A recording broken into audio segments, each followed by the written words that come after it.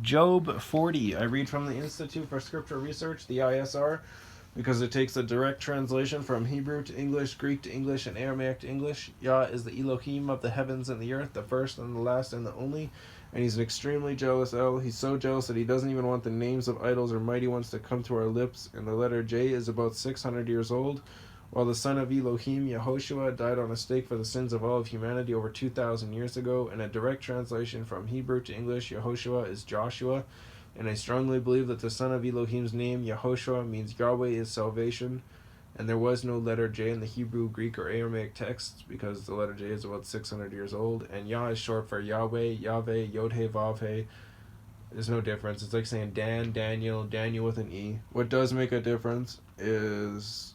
it does matter actually quite a bit when people say that Sam, Adam, Steve, and Bob are the same name, because they're not, and no one in their right mind would ever believe that.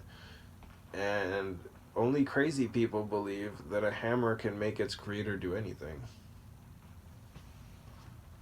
Job 40. And Yahweh answered Job and said, should a reprover contend with the Almighty, let him who reproves Eloah answer it. And Joab answered Yahweh and said, see, I am insignificant. What would I answer you? I lay my hand over my mouth. Once I have spoken, but I have no answer, and twice, but I say no more. Then Yahweh answered Job out of the whirlwind and said, now gird up your loins like a man. I ask you, and you answer me.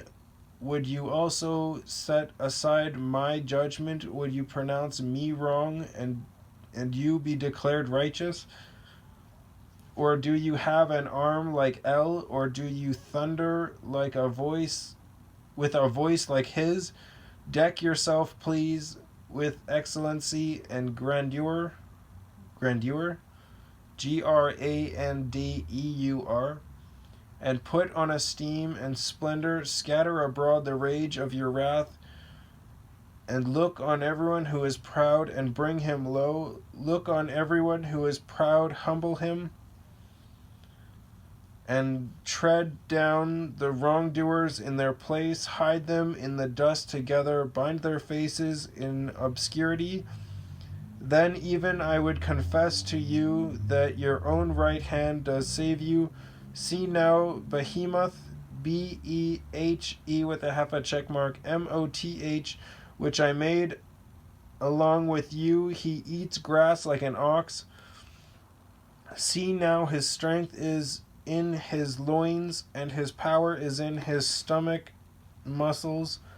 He bends his tail like a cedar. The sinews, S-I-N-E-W-S, of his thighs are knit together. His bones are like tubes of bronze, his ribs like ribs of iron. He is the beginning of the ways of El. His maker brings near his sword. For the mountains yield food for him, and all the beasts of the field play there. He lies under the splendor trees, under cover of reed and swamp. The splendor trees cover him with their shade. The willows of the stream surround him. See, if a river rages, he is not alarmed. He feels safe, even if the Yarden gushes into his mouth. Before his eyes shall he be caught with snares, or his nose pierced.